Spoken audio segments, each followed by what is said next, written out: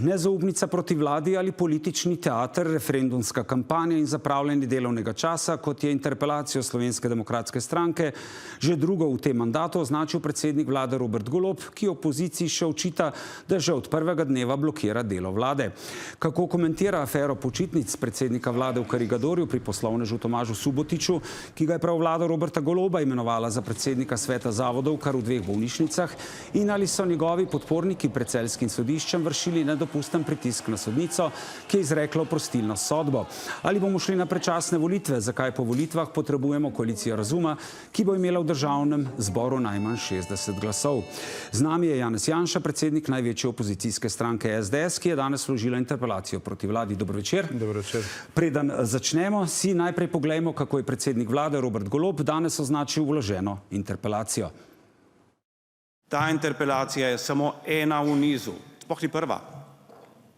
Ena v nizu, ki se je začel s prvim dnem nastopa tega parlamenta in ima en sam cilj: zavlačevanje in blokada, ker to je edino, kar znajo. Zavlačevanje in blokada. In danes boste porabili 14 ur delovnega časa, ki bi ga lahko namenil ta parlament reformam in ljudem, zato da bojo oni zapravljali vaš čas.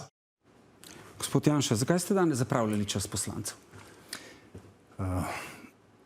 Prvič, to interpelacija ni nezaupnica, ne politični teater. Interpelacija v parlamentarni demokraciji pa razprava o neki pomembni temi.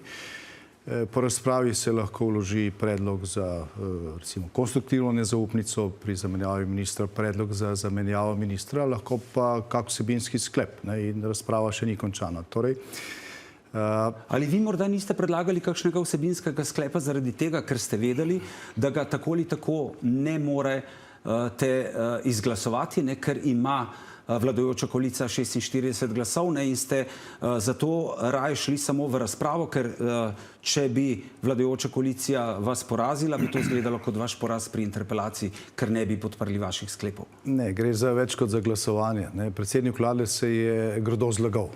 On je dejal, da je pokojninski zakon, ki smo ga soglasno sprejeli, tudi usklajenega z vsemi socialnimi partnerji leta 2012, in tisti zakon je zaustavil padanje pokojnin.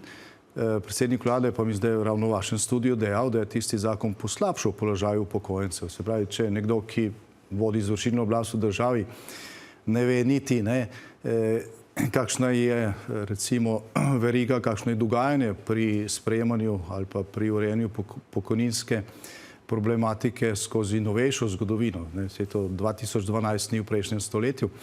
In zdaj pripravlja neko pokojninsko reformo, potem se treba vprašati, ali so ti ljudje pač opravilno sposobni in kaj nam bodo zdaj skuhali. Mi smo tudi gospodu Golobu dali možnost, da se opraviči, da reče: oprostite, zmotil sem se.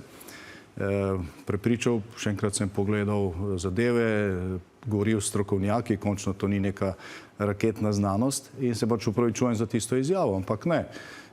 Oni so to laž ponavljali tudi še danes, on sicer ne, ker se te teme niti ni dotaknil.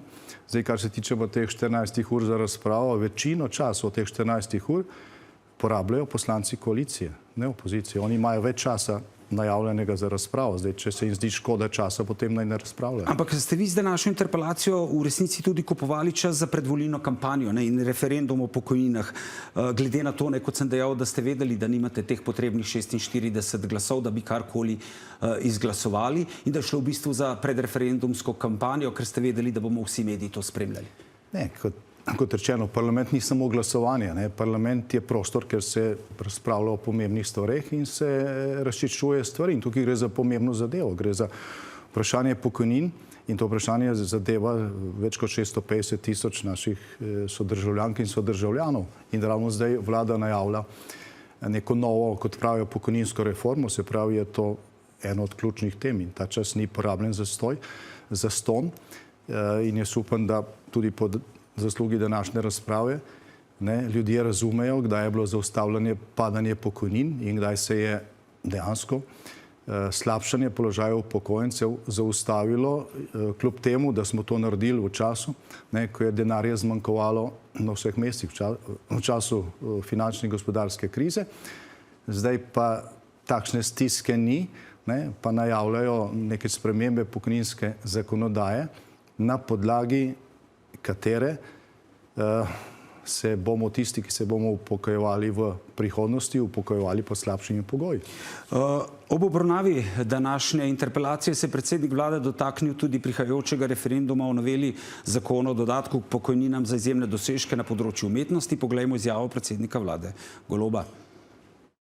Veste, koliko je letni strošek 4 pokojnin na leto?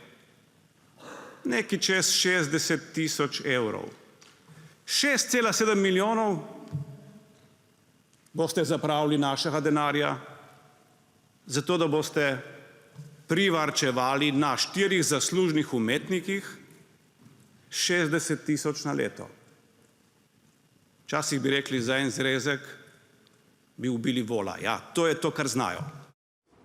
To je to, kar znate, gospod Janša, ne? Zapravili boste 6 milijonov evrov zaradi 4 zaslužnih umetnikov, ki bodo državo stali 60 tisoč evrov na leto. Ne, gledajte, to je še ena debela laž. Oni so zapravili 8 milijonov za podrtijo na Litijski, pa 6 milijonov za 13 tisoč starih računalnikov, ki so še vedno deloma v nekih skladiščih. Zapravljajo na desetine milijonov za stvari, od katerih tisti, ki plačujemo davke in prispevke, nimamo nič. Ta denar, ki bo potrošen za referendum, gre pa večini za nadomestilo tistim, ki delajo v volilnih odborih. In to niso najbogatejši v tej državi. Ljudje bodo dobili večinoma ta denar. Poleg tega, to, kar se zdaj v tem zakonu predlaga, ni strošek 6 tisoč evrov. To je recimo samo za enega, ki dobi ne nagrado za življenjsko delo, ampak nagrado za neko enkratno stvaritev, neko sliko, nek performans z dojenjem psa recimo, zato dobi Prešernovo nagrado. Itak dobi, če dobi za življenjsko delo, dobi 30 tisoč evrov, za tak enkraten dosežek je nagrada 10 tisoč evrov, ampak potem bo dobil še 1500 do 2000 evrov dodatka k pokojnini vsak mesec. To je v 20 ali pa 30 letih $500 000 evrov, to je polovica Nobelove nagrade, za eno sliko, pa tudi, če je bila ta v redu. Po drugi strani imate pa na 10 tisoč ljudi, ki delajo v slovenski kulturi volontersko celo življenje, vodijo pevske zbore, glasbene šole, držijo, rekel, tisto nacionalno identiteto v smislu tega, kolikor jo gradi kultura, po konci pa seveda ne bodo nikoli dobili nič. Ampak gospod Janša, gledajte, tudi vi pravite, da gre pri tem referendumu, tukaj tudi v tem studiu strani vaših poslancev je bilo, da gre tukaj za referendum o privilegijih peščice. Ampak gledajte, se vam ne zdi, da je to paradoks, da je tudi vaš minister Simoniti sodeloval pri oblikovanju teh privilegijev peščice, ker je tudi on podeljeval takšne pokojnine? Minister ni sodeloval pri oblikovanju teh privilegijev, to je en star zakon, desetletja. Ne, on je to počel, podelil. Se pravi, tudi on ustvarjal privilegirance. Po nekem zakonu, ki omogoča bistveno nižje dodatke, bistveno nižje, 4-krat nižje dodatke, ki smo jih mi mimogrede z tistim zakonom leta 2012 zreducirali, pa so jih potem vrnili nazaj. Se pravi, smo to že hoteli enkrat praktično odpraviti. In minister je predlagal za te bistveno nižje dodatke ljudi, ki so nekaj naredili, nekaj za življenjsko delo, ne za nek enkratni dosežek. In to je šlo potem čez sito vlade.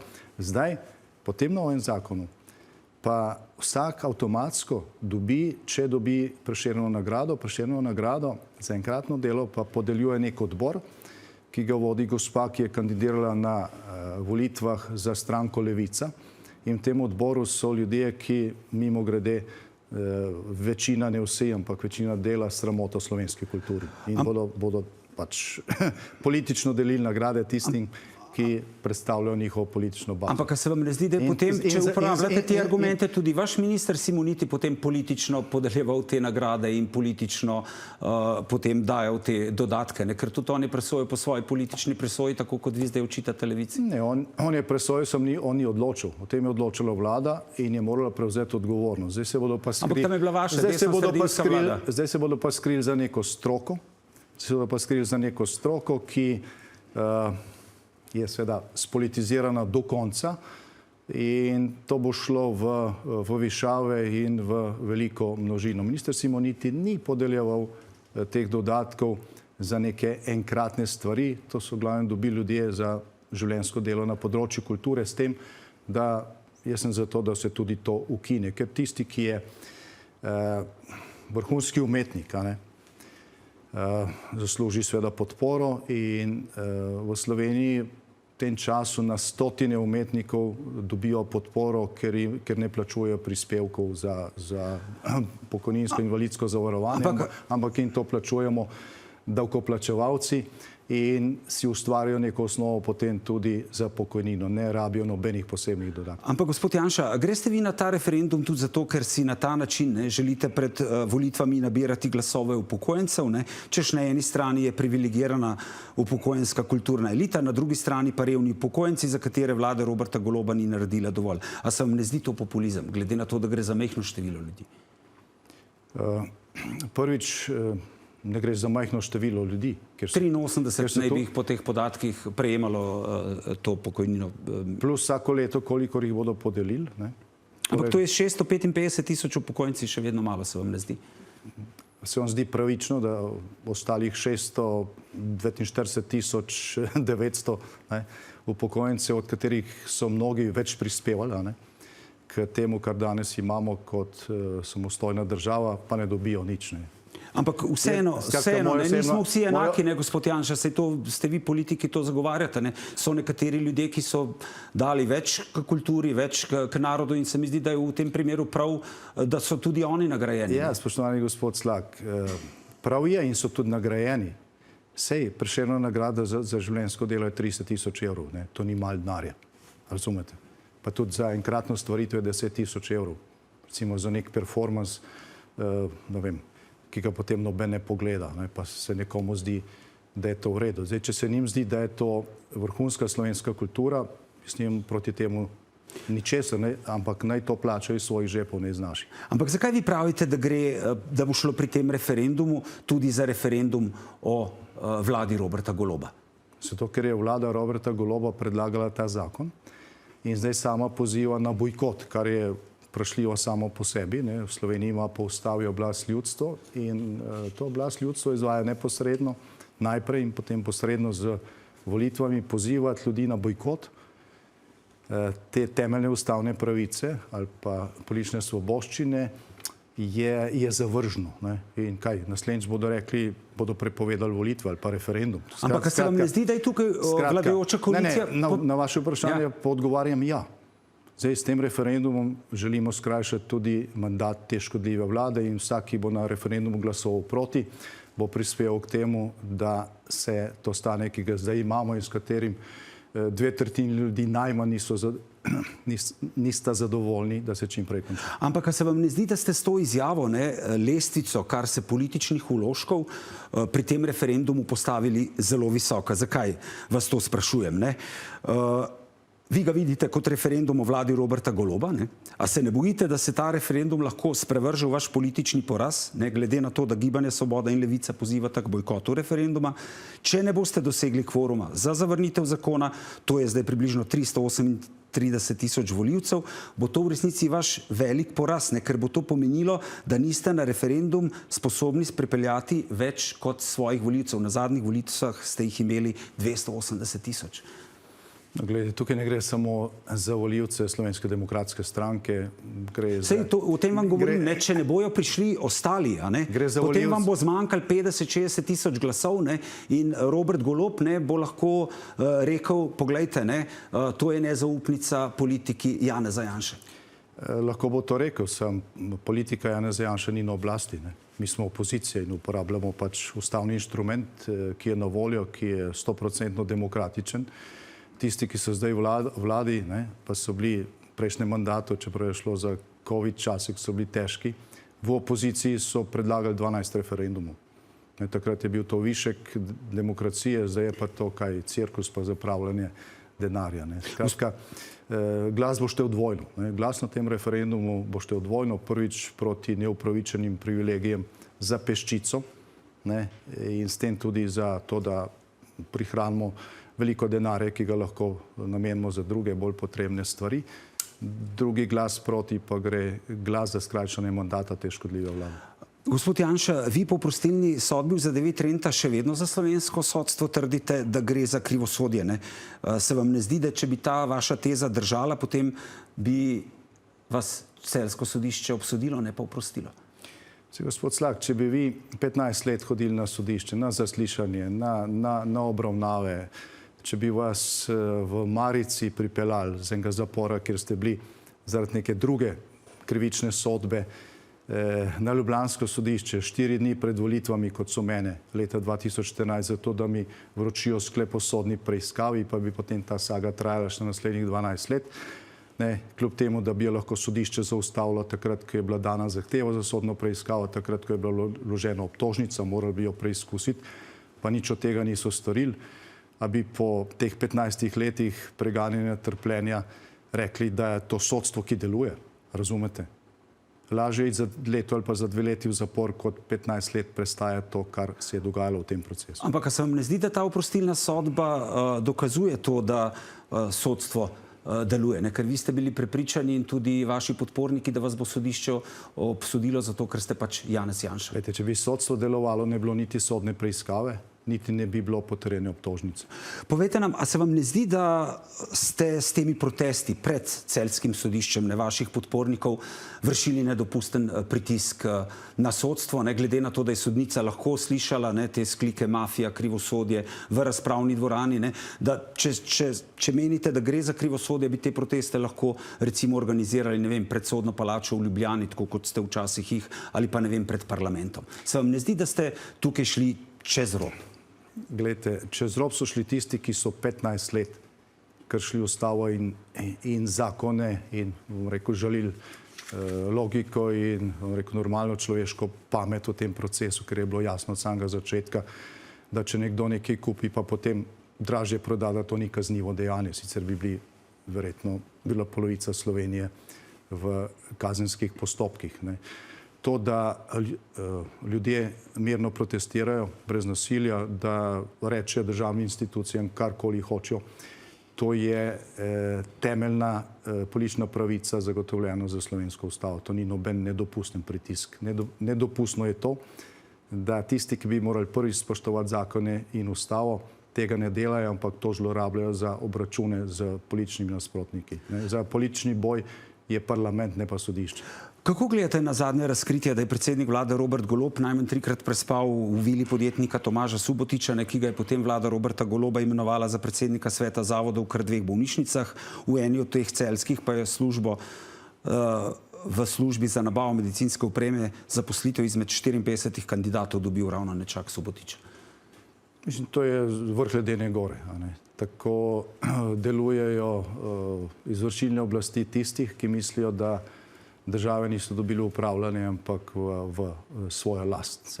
Gospod Golob je velikokrat rekel, da njegova največja zasluga in vse, kar mu je bilo treba narediti, je to, da je premagal janšiste, ki jih je treba zdaj očistiti za vseh struktur in pravzaprav misli, da je to bianko menica, da lahko počne karkoli in tudi večina njegovih poslancev, še posebej pa poslank v državnem zboru, ki danes izgubljajo tam živce, je prepričanih bom rekel, enako brezmadežnost početi.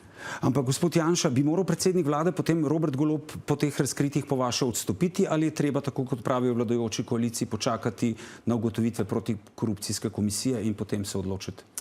Glejte, kar se tiče protikorupcijske komisije, jaz nimam dobrega mnenja o tej instituciji, je velikokrat ravnala tako, kot je bilo oportuno za levo politično opcijo. Zdaj, če bi tukaj hotela ravnati tako, kot je veleva zakon, bi to mnenje že izdala. Saj je tukaj kakšna posebna, ne vem, skrivnost. Se je jasno, da je to v nasprotju z tem, kar piše v zakonu o integriteti, čeprav je možno gospodu Golobu in tej vladi očitati še 1000-krat hujše zadeve. Včeraj sem srečal enega človeka, ki je rekel, mislim, ponovil dobesedno, čeprav gre za grde besede. Rekel je, tip je zeval celo državo, zdaj bo po odletu zaradi tega dopusta. Ampak a se vam ne zdi to tudi Ampak pomembno? kot že rečeno, Ja. ta stvar ni nepomembna, je pa zgolj vrh ledene. Ampak pravite, da ne gre za nepomembno stvar. Ne? Zato vas moram vprašati tudi, lejte, mi smo objavili prav v tej oddaji pred leti fotografije, kjer ste vi na jahti z gospodom Marčičem, ki je posloval z državo, z onkološkim institutom, tukaj je bil tudi znani lobist Božo Dimnik. Jaz vem, da mi boste vi zdaj rekli, da ste bili vi takrat v opoziciji, ampak potem, ko ste bili vi v vladi, je ta isti podjetnik Marčič dobival posle tudi na generalnem sekretariatu vaše vlade. In tukaj se postavi isto vprašanje, kje piše, da vi niste delali usluge Marčiču pa Dimniku, ker je potem recimo Marčičevo podjetje dobivalo posle tudi v času vaše vlade. Zdaj, mogoče jih je dobivalo kje, ampak jaz dvomim, da jih je dobivalo v sekretariatu vlade. To smo objavili. Vsako mojo vednost je sicer... 2020. je Božo Predalič razpisal javno naročilo v vrednosti 1 milijona in tam je bilo Marčičevo podjetje izbrano. Imeli so pa za pripravo na voljo na razpis samo 48 ur. In to je to.